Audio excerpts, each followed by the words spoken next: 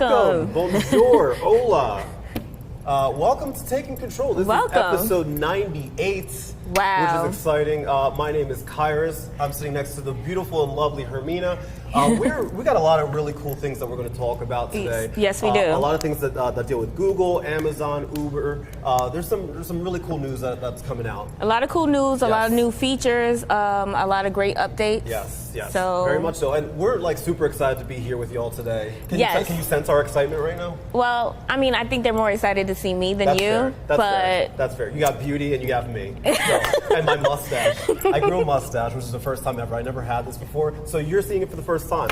But with that being said, before we get started, we are hiring. Yes, we are. We are hiring. If you're interested in joining the digital marketing field, we have tons of openings. Just visit our website, oneseo.com. Take a look at some things that you may be interested in. Apply online, and then maybe you can come in and visit, take a look at what we got, and join our team. We have some fun here. Yes, we do. And you get a chance to work with us. Yes. And if you don't know, it'll be a great time. You learn a lot, and you have fun. You work hard, you play hard. Yes, work hard, play hard. I love that. Yes. I love that. So let's dive right into this thing. We're going to start off with some news from Google. We have a bunch of different updates from Google. Okay. First and foremost, we're going to get into an announcement that they made this past week in regards to Google mobile first indexing when it comes to their websites. So just to kind of preface this whole thing, what Google announced is beginning July 1st, all new websites will be indexed using Google's mobile first indexing. So Hermina, if you don't mind, explain what exactly that means for people that are building a new website.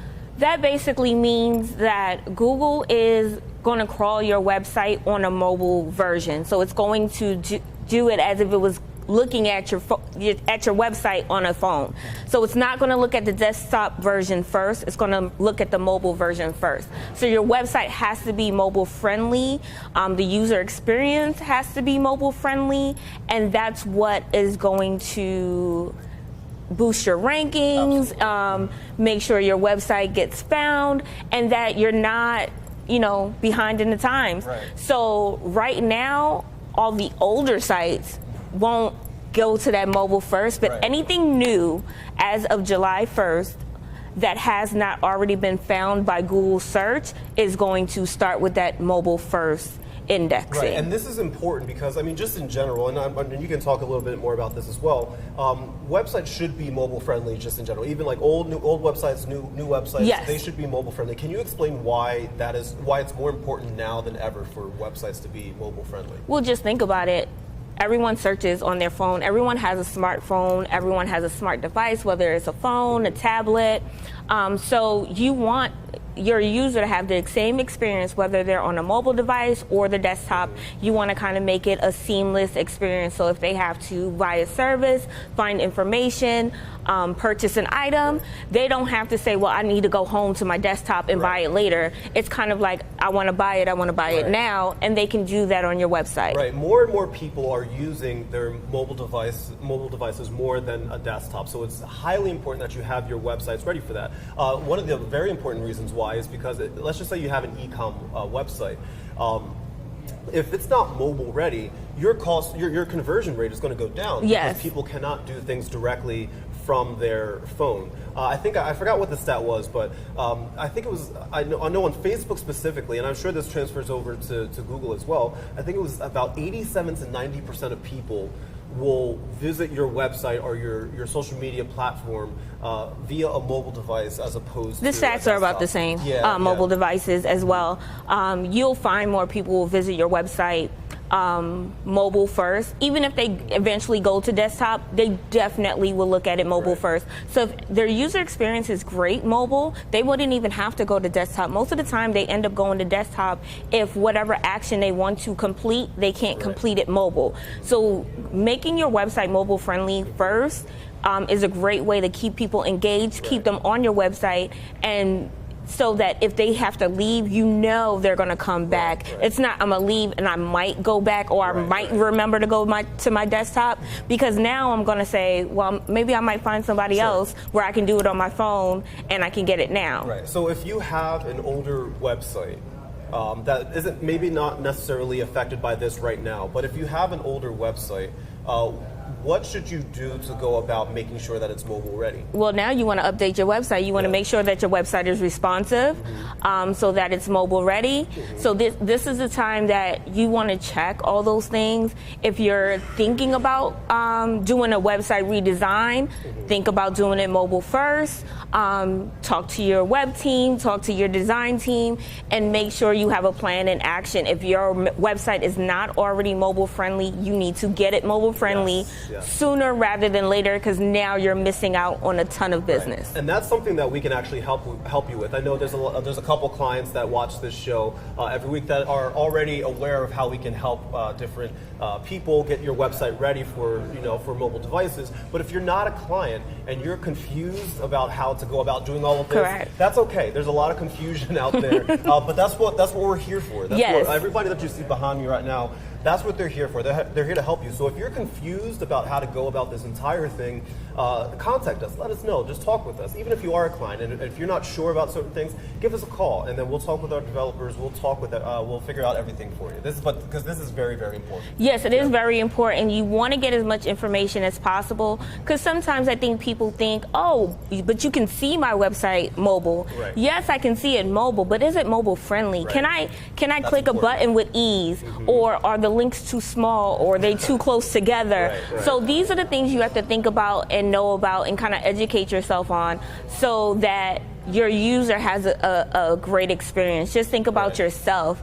When you go to a website, when you're searching, how do you want to search? What do you want to find? What are you looking for? And you got to think about your clients and your customers in that way. What are they looking for? How can I make it easy for them to find all the information they need and to contact me or to purchase my items? Exactly. And now I want to use that to kind of segue into our next section here. This is in regards to announcement that Google made about their bidding strategy. Yes. Now Google ads have announced that they're removing two of their bidding strategies that people have gotten used to over the last couple years, and they're removing that because of another bidding strategy that is kind of overtaking and making it a little bit more easy for people to get their ads placed in certain sections. So could you explain a little bit about what these two strategies are and what they're being replaced with? Well, the first two are target search page location and target outranking share. And now these bid strategies are leaving as of late June. They're being replaced by the top impression share strategy that actually got put in place last November. And now Google is seeing that, okay, it's flexible. You can still get at the top of your ads if you need to be, or if you don't want to be at the very top, but you want to be somewhere in the middle, that you can do that and have the flexibility. So that's what the top share impression can do. You can choose the location where you want your ad. So you can choose if you want it at the absolute top share or at just top impression share. So that target impression share that they're going to be using, you have the flexibility with your ads, which is a great thing. It's a great thing. It's a very important thing, and I think it's important to note that if you are currently, like she mentioned before, the target search page location, the target outranking share bidding strategies, if you are using that already, and let's just say you don't do anything at all, right? And correct me if I'm wrong on this, but at the end of June, once these are phased out, you are automatically going to be put into this new bidding strategy. Correct. And basically any of the data on where your previous target locations and your previous historic impression shares were, that's where you're going to hit. So if you were already at the top, when they switch you over, you'll be at the top. If you were somewhere in the middle, you'll be somewhere in the middle. But now you can go back in and kind of change your strategy if you want to change your locations as well. So for small businesses, especially the ones that we help out and we assist, or some that are in this area, is this something that they should be worried about? Is there like a major concern here? Is this like a major shift, or is it just trying to make things a little bit more easy? Well, it's not necessarily a major shift, being that that option was already implemented last November. So more than likely, and I know our PPC team uses it already, so most clients won't even know the difference in the change because we've already started that change with the flexibility for them. This just gives you a better way to get your ad shared. It gives you more options. It gives you more time to do whatever you need to do. So Google is actually making it easier for you. I think they shouldn't be scared. I think they should be excited to see how, if they're not currently using it, how they can use it and how it would benefit their business. Right. Now, I know this all, for some of you, it may seem like we're speaking a completely different language. Yes. and for a lot of people, yeah, maybe it is that way.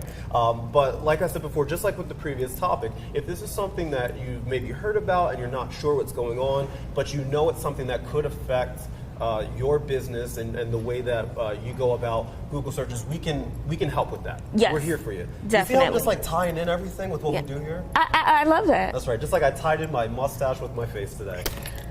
I love that. You know what? We're going to drop the mic on your mustache. We're going to drop the mic. But here's a really interesting. There was a couple people during lunch, because lunch here at One SEO starts at 12 o'clock, and there's a couple people that use their mobile phones to order food. Yes. You know, like whether they use Uber Eats or DoorDash or any of those. A lot of people here use that. Now, Google has made an announcement in regards to food ordering. They're bringing the end-to-end food ordering business to Google Search, to Google Maps, to Google Assistant, and this is a pretty big deal. Can you talk to us a little bit why this is a big deal and why it's important that Google's trying to keep everything just in-house here?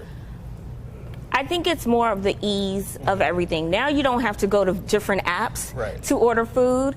You can just, it's all in one place. So the way Google will have it set up is that you will search whatever you want to find. You choose your partner. You choose whether it's a delivery or pickup, and then you choose the items that you want. And then you use Google Pay. If you don't have your credit card already attached to Google Pay, it will ask you to attach one. But you use everything from beginning to end on Google. So it's like you don't have to Google, I'm looking for a Mediterranean restaurant, and now you have to leave Google to go somewhere else. You find the restaurant you want, you choose the delivery service that you want, you choose your food items, and you have your meal. It saves you time, especially when you're hungry. Yes, when you're starving. And it gives you more options. And it gives you more options. I read something here, and I want to make sure I get this right. So Google has already announced that they're partnering with DoorDash, Postmates, Delivery.com, Slice, which I actually used the other day, ChowNow, and Zuppler. And other partners are going to be announced in the coming time. So I think the one important thing of note here is that what Google is trying to do is they're trying to keep everything that they do in-house, much like Facebook and Instagram and Pinterest. They're trying to get users to not leave their platform. They want to keep them on the platform. That way it makes the user experience easy, and then they also are able to just kind of bring in some of the profit themselves from these very popular apps. So this might be huge. It is a huge thing. Well, it is huge, and I think they realized it was huge because they used it. This option was also available on the Knowledge Panel in GMB. So that was really only on desktop. And I think they saw that people were using it on desktop and kind of thought, why don't we also move this to mobile? Because you don't really get a knowledge panel when you search in on your mobile devices. So it was, I think it was kind of like a no-brainer. If they're getting this type of option already desktop, let's move it to mobile. It's a good business move. Definitely a good business move. Do you feel that this is Google's way of competing with places like, with platforms like Facebook and Amazon and things? Do you think this is kind of like a move to kind of take over a section of the market that maybe not a lot of people have started to attack yet? Yes. I think they're trying to get their piece of the pie. Yes. They're literally. Really? Quite literally. A pie. Drop the mic again. A slice of pie. But also, I think everyone knows that when you search for something, you go on Google. Why not put everything that you need, kind of like a one-stop shop? And I think that's what they're trying to become, a one-stop shop where you don't have to leave their platform to buy something, to search for something. Everything is there. And even on Google Assistant, it's not an option yet, but you'll be able to initiate an order or reorder from Google Assistant and say, hello Google, I want to order from whatever place, and then they'll start they'll start the option for you. So that's fantastic. So now, like if you're in the house, you're cleaning, you're hungry, you got people coming over, you want to order food, but you don't want to stop what you're doing.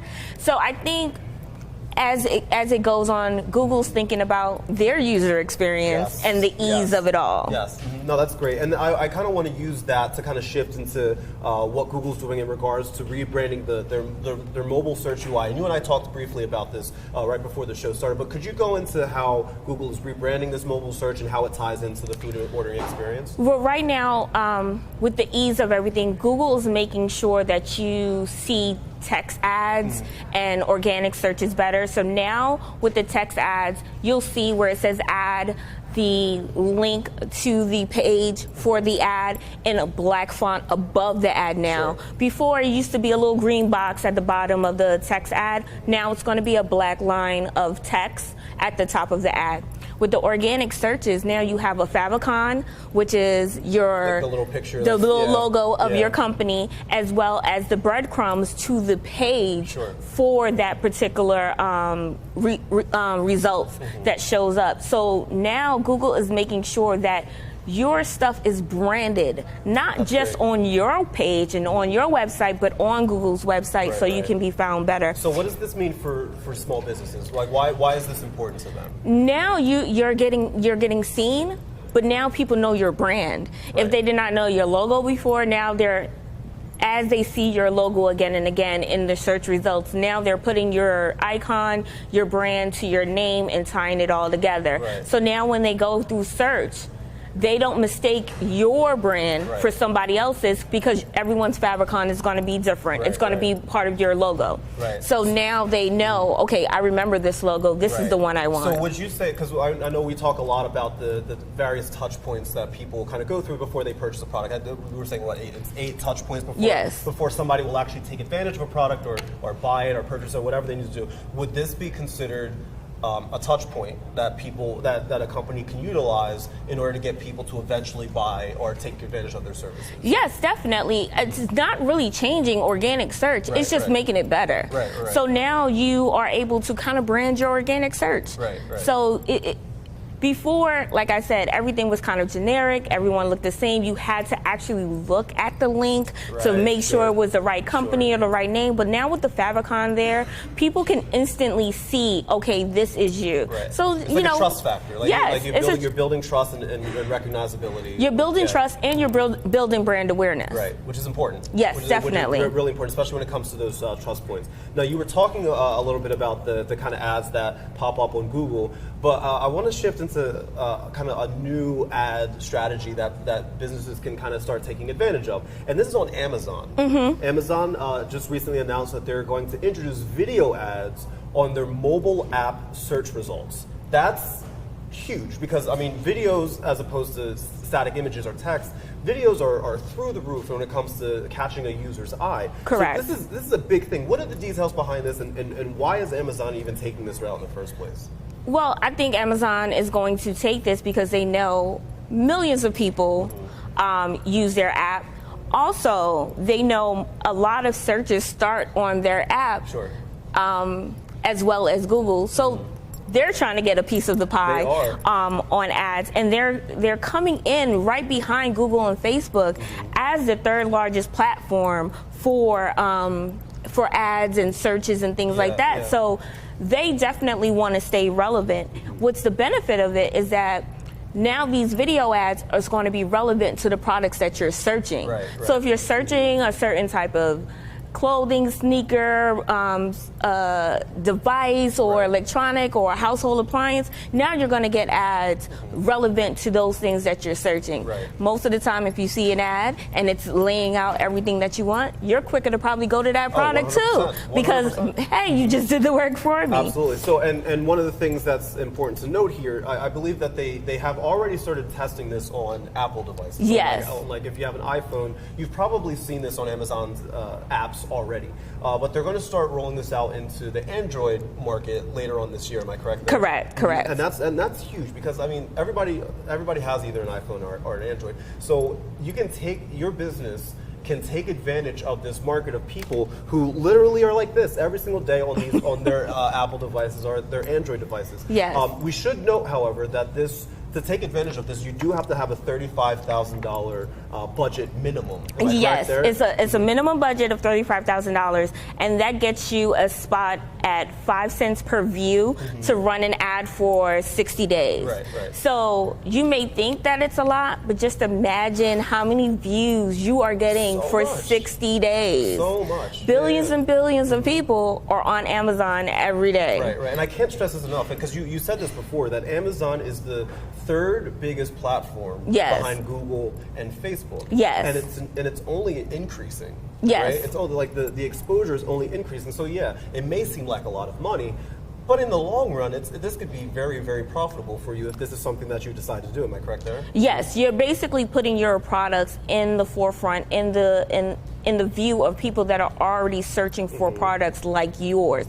So now they don't even, they're not even, you're not even trying to go against this. Right. As long as you have the ad for that particular product and they search that product, now they become your target audience. Right. And now I have a feeling that this may actually even double the amount of money that Amazon makes, because I read a stat that said here in 2018, Amazon exceeded $10 billion in advertising revenue. $10 billion. That was in 2018. And now they're starting to roll this out in 2019, 2020. And I mean, that could easily double their profits if a lot of businesses take advantage of this. Right? Yes, definitely. And basically, the prices vary by category as well. Yeah. So that minimum 35 might be a minimum for depending on the category, and everyone does not pay a fixed rate. So depending on your category, depending on your products, Amazon will tell you what your budget needs to be, definitely to be shared, because of course, if it's a product that is searched more often than others, the budget will probably need to be higher so that you can be seen than something that's not really searched too often. And this may not be something that every business can or should take advantage of. You know, it's a lot of money, but your return on investment may actually be what exactly you present, what exactly you're selling. You got to know your product, know the target audience, know exactly what you're trying to sell there, because not every business is going to take advantage of this and be successful. Right. And you definitely want to take advantage of it if you have products on Amazon currently, because it's going to go straight directly to your product.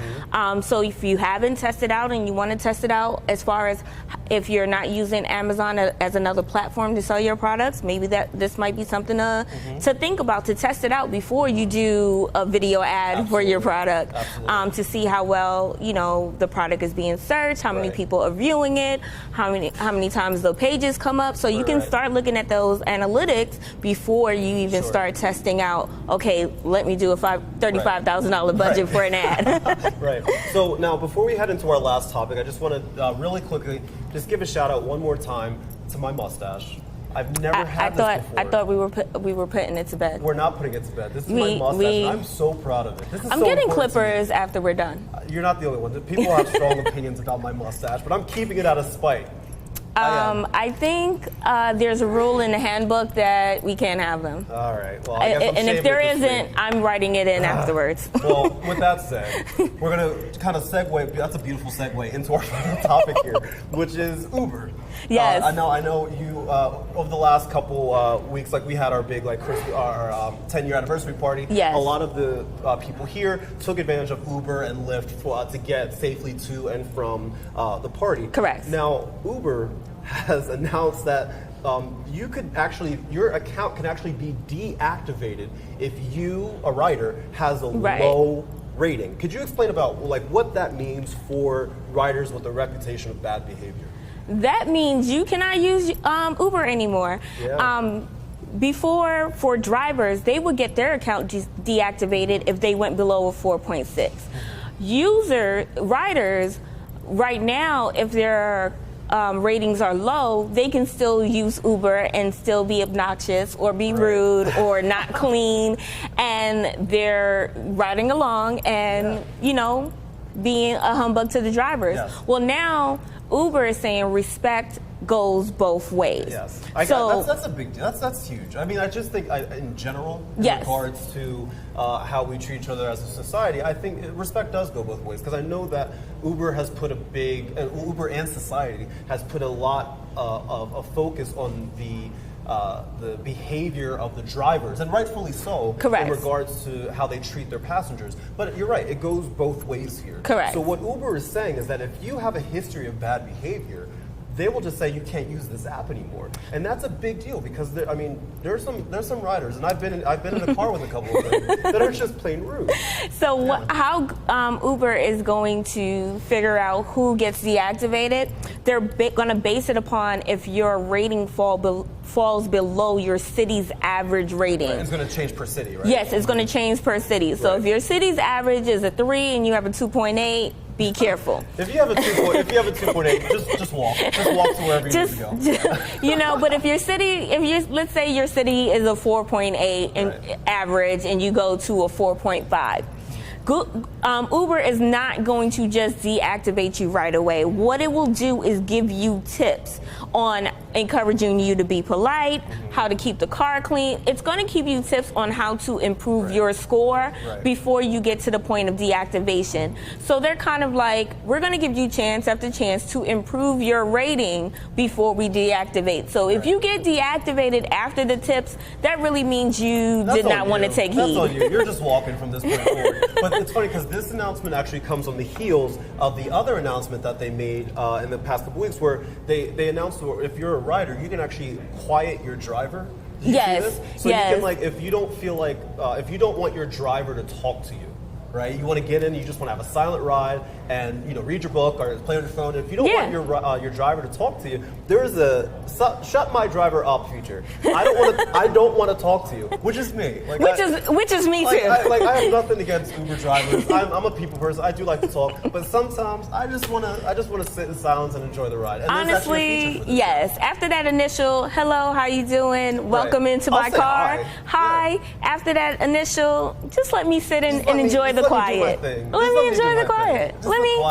Let me enjoy the breeze. Right, and I know there's like another feature where you can suggest music that the Uber, like if you can connect your Spotify, and you can suggest some music to play. So I'm thinking that what I'm going to do is I'm going to turn the quiet feature on, and then I'm going to suggest some music that's so outrageously weird, and just have my driver just sit there and have the driver deal with the quiet nonsense. I think I might want some classical while I'm driving. I need to be soothed. I think so. We're going to do this. Yes. This is going to happen. This is going to happen. Listen, I love doing the show with you today. This was fun. Yes, it was. It was fun. It was educational. It was informative. It was. And I learned a lot about everything that we talked about. Yes. I learned a lot about how you feel about my mustache. Well, I mean... It's all good. It is what it is. Well, listen, we thank you so much for watching. Be sure that you tune in next Thursday. I don't know if Anthony will be back. Who knows? He's gonna I don't know. He might be down here just listening right now. I think we're taking over, taking control. You never know. We're taking control. I love it. Yes. Thank you so much for watching. I'm Kairos. This is Hermina. Yes. This is One SEO. Visit our website, oneseo.com, for more information about who we are, what we do, and how we do it. I love y'all. Good vibes. And see you back next Thursday. See ya. Bye.